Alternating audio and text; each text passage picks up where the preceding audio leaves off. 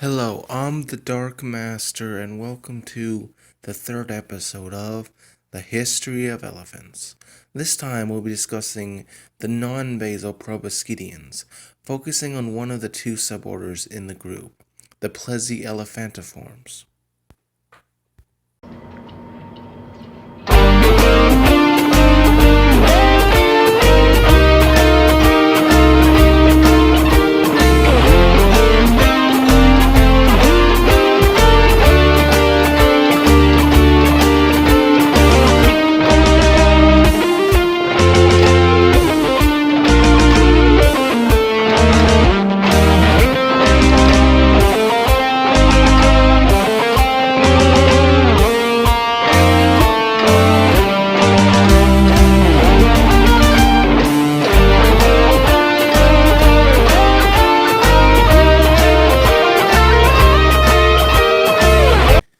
Now, the Plesielephanthoforms are an extinct order of large herbivorous proboscideans closely related to elephants, which themselves are found in the Elephantiform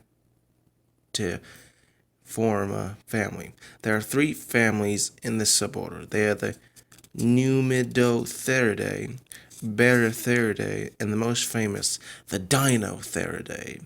In addition to the basal proboscideans, the Plesielephanthoforms formed a part of the first wave of proboscidean diversity.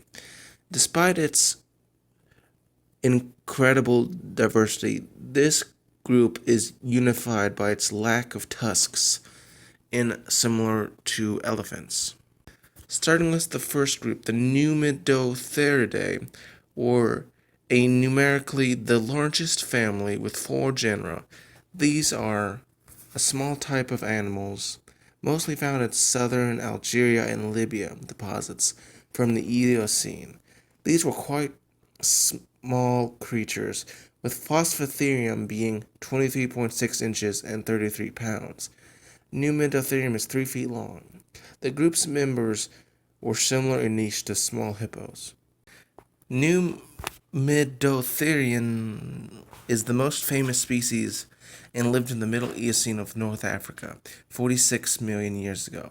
It was not very big and was more plantigrade than modern elephants. Barytherium is older, at around 56 million years ago, living in the Paleocene and early Eocene.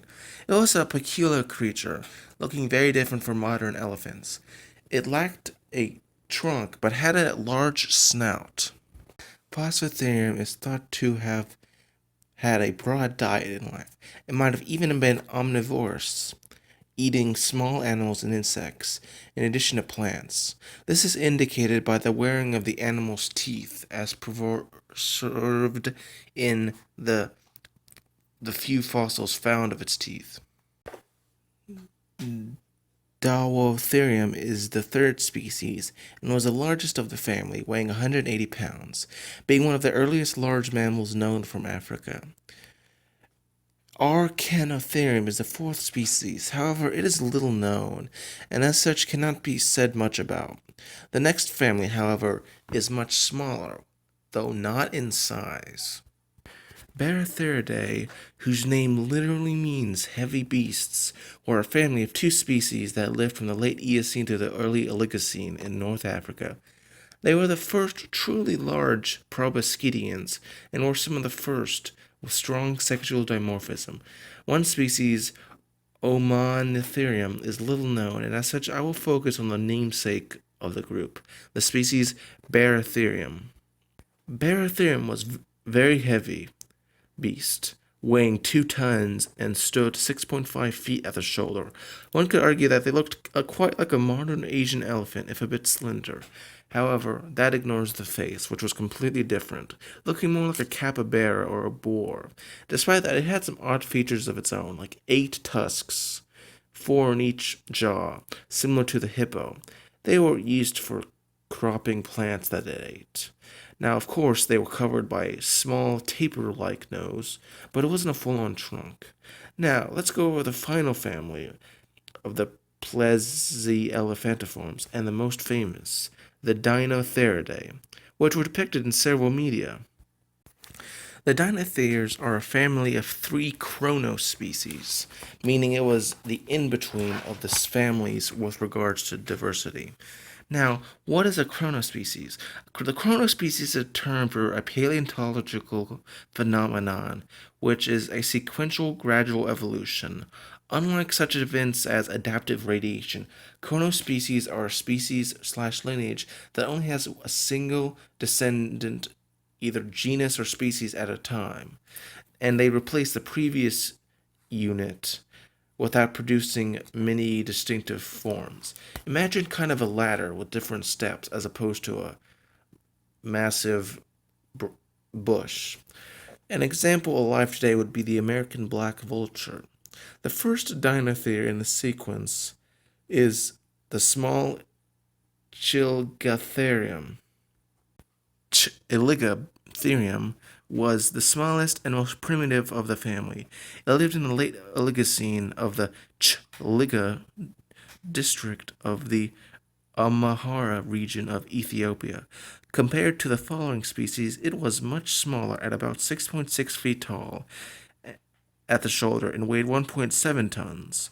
Not much is known about this earliest of the Deinotheriidae, not even if it had the distinctive downward curving tusks of the later species, though it's a safe assumption. Chiligatherium disappeared at the beginning of the Miocene, being replaced by the larger and more derived Prodinotherium. Prodinotherium, which name literally means before terrible beast, which while makes taxonomic if not grammatical sense, it was much larger than the previous genera at about the size of a modern Asian elephant, about 9.8 to 13.1 feet at the shoulders, and about 4 tons. It also had the downturned tusks that the family is known for. There were 3 species of Prodinotherium: Prodinotherium barythoricum, Prodinotherium hoblerii, and Prodinotherium sinsei. Now, they were spread outside of Africa to Asia, the Mediterranean, and Europe. Unlike the long trunk of elephants, Prodinotherium, like all Deinotheriidae, had a shorter, more muscular one, similar to modern-day tapirs. It also lost the paired tongues, usually at the end of trunks, that it is believed the previous species had. In life, the animal could only have survived along the coasts in closed forests, as indicated by the distribution of its fossils. It coexisted with the Gomphotherium. Prodinotherium was a browser and most likely ate the dicots as they were found in closed forest ecosystems, and the little wear found on Deinotherium molars indicates that they ate soft, non-gritty forest vegetation. But what of the tusks? They are believed to have been used for stripping bark and or other vegetation.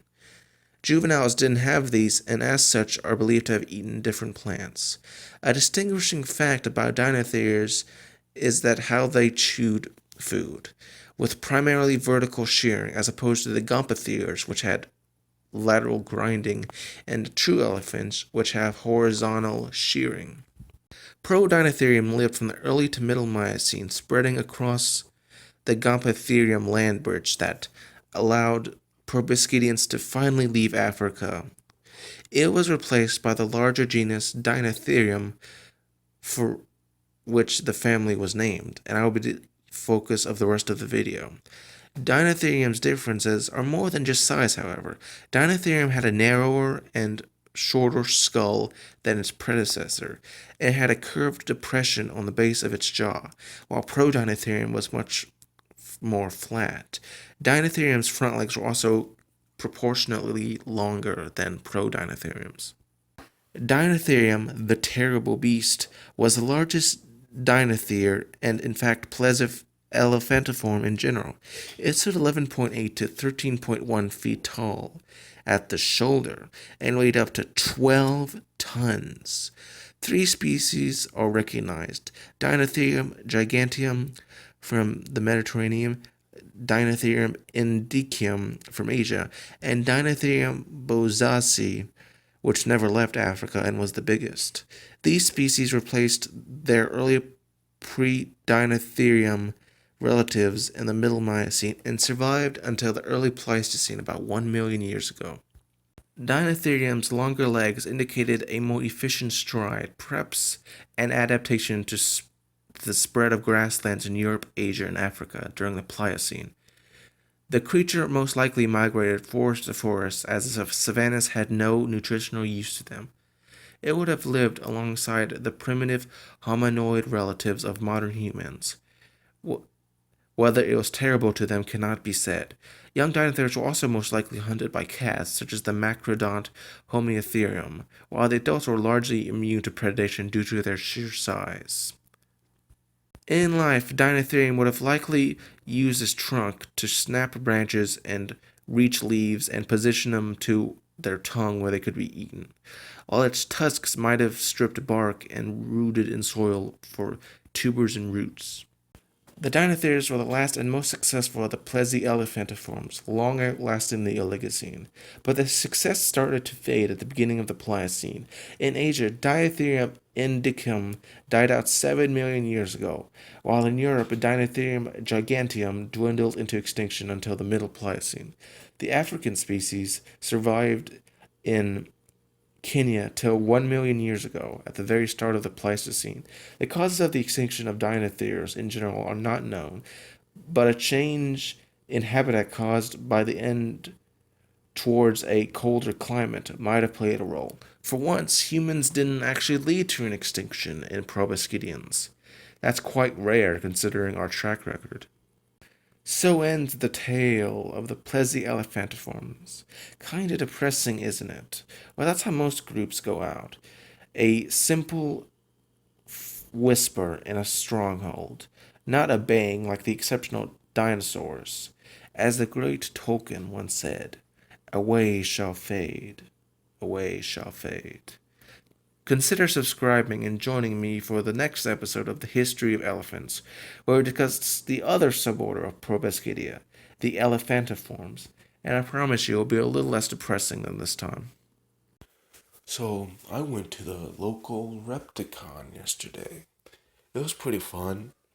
It was really interesting to see all the different color morphs and species. Though I will say one thing before showing you what I recorded. It said, the banner, it said that there'd be amphibians, reptiles, and arthropods. I looked, there wasn't a single amphibian in there at all.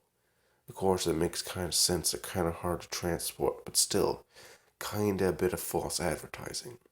Anyway, I hope you enjoy this thing.